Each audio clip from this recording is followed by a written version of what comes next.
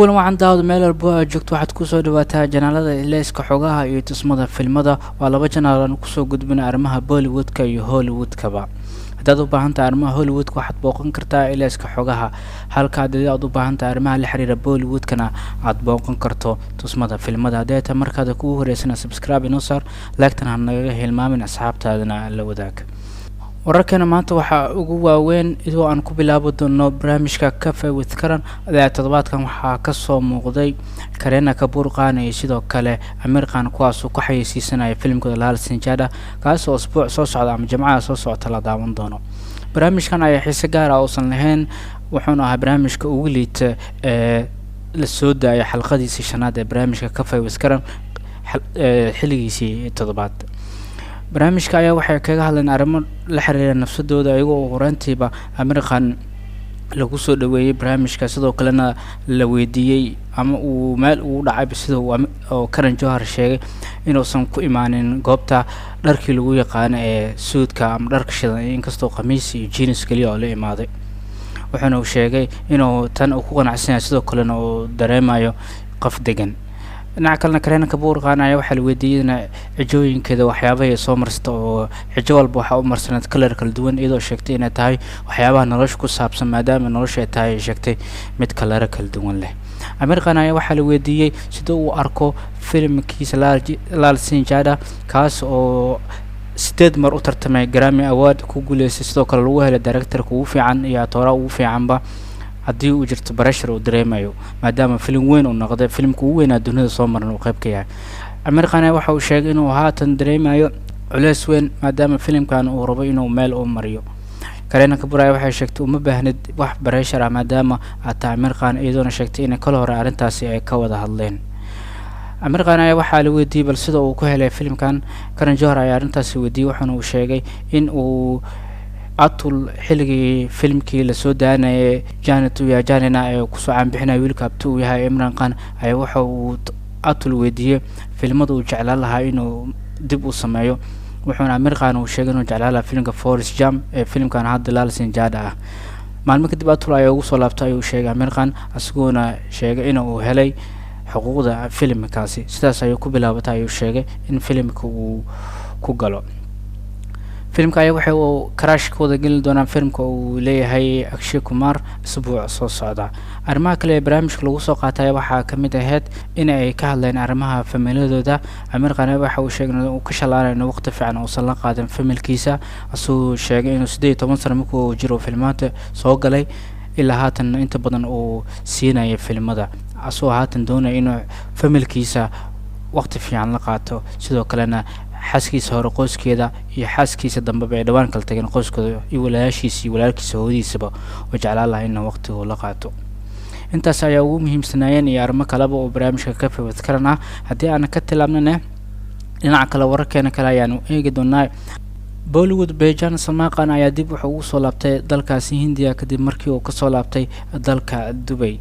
halkaas oo dalxiis ugu maqnaa xidiga ayaa Mumbai airportkiisa waxa ku soo dhaweeyay booligaarkiisa sheeraha iyo booliska dalkaasi waxaana kor loo qaaday sugidda amaankiisa kadib markii marar badan lagu hanjabaaday in xidiga la dili doono asiga iyo aabihiisaba maalmo ka hor ayaa booliska waxaa soo gaaray warqad oo Salman Khan ku codsanayo inuu rabo in lesson loo siiyo hub loona sharciyeeyo kaas oo rabo inuu nafsadiisa oo ugu taxadiro ama nafsadiisa oo ku ilaalsado kadib markii dilkii loo geystay heesaag reer Punjab Sidhu Musa Wala sidoo kalena Salman Khan aabisna lagu hanjabaab in idin la dil doono taasi oo keentay in Salman Khan uu ilaali xoog leh sameysto wararkaasna ay noqotay mid run ah maadaama Salman Khan la arkay ilaalihiisa la kordhiyay sidoo kalena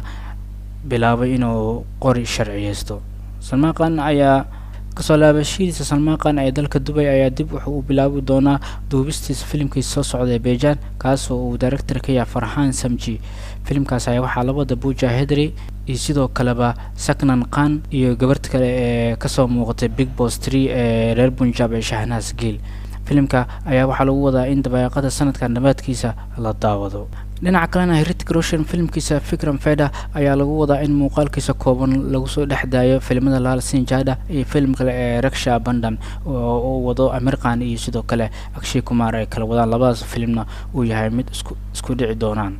Hrithik Roshan ayaa 2019 waxay u ahayd sanad weyn ah asagoo la imaaday laba hits oo waaweyn sida Super 30 kaas oo keenay lacag dhan 146 crore 146.9 iyo 4 crore sidoo kale filmkiisa kale kaas oo la wada Tigr Shroff wuxuuna keenay filmkaasi 317.91 crore asagoo noqday film blockbuster ah. waxay wararku ay sheegayaan in haatan zaad loo xiisanayo kasoo muuqashiisa filmka dib loo sameynayo Vikram Vedha. Hrithik Roshan ayaa waxa la sheegay in filmkiisa la daawan doono September 30keeda iyadoo lagu wado in isbuuc ka horna la soo bandhigo goosgooska filmkiisa halka isbuuc soo socdana la rabo in muuqaalkiisa kooban lagu soo bandhigo filmada Lal Singh Chaddha iyo Rakshan Bandhan. wararka helaysa warbaahinta Hindiya ayaa waxay sheegayaan in lagu qanciyay Aamir Khan iyo sidoo kale Akshay Kumar iyo qolada filmada distribution-ka amaba canjalooyinka qaybiya in ay ku xayeysiiyaan filmka iyadoona arrintaasi la isku fahmay muuqaalkiisa kooban ee filmahaas lagu soo fasaxo. filmkan Vikram Vedha ayaa Hrithik Roshan waxaa la wada Saif Ali Khan iyo sidoo kale xigta kale ee Radhika Apte waxaana director-ka ah Sharif Hashmi kaasoo qaybta koowaadba aan filmka originalkiisa bar director-ka ahaa. ugu dambeyn haddii ay eegnana filimada box office-ka filimka Mareykanka ee Thor Love and Thunder ayaa waxa uu dhameystay 100 crore oo ka soo xareeyay shabakada box office-ka ee dalkaasi Hindiya asagoo haatan maraya 99.35 crore muddo 4 isbuuc oo saaraya shabakada Bollywood-ka ama box office-ka dalkaasi Hindiya. filimka ayaa waxa uu sameeyay waxyaabo aan laga filaynin bilowgiisii hore asagoona filmkaasi oo noqday mid hidka ah dalka Hindiya. filimka ayaa isbuuciisii koowaad markaan eegno iyo isbuuciisa labaad isbuuciisa saddexaad midkiisa afraad balcagaha uu keenay isbuuciisa koowaad waxa uu keenay 79.10 crore isbuuciisa labaad waxa uu keenay 14.36 crore isbuuciisa saddexaad waxa uu keenay 4.39 halka isbuuciisa ugu dambeeyay oo keenay 1.50 crore sida guudna waa 99.35 crore.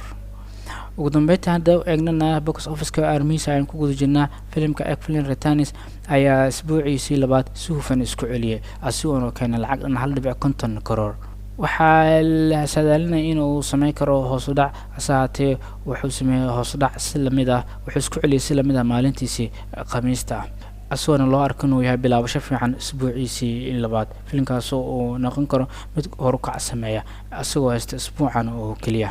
filmka ayaa haddan sida guud wuxuu uu keenay lacag dhan 32.50 crore asagoo la rajeynaya isbuucaas 45 ilaa 50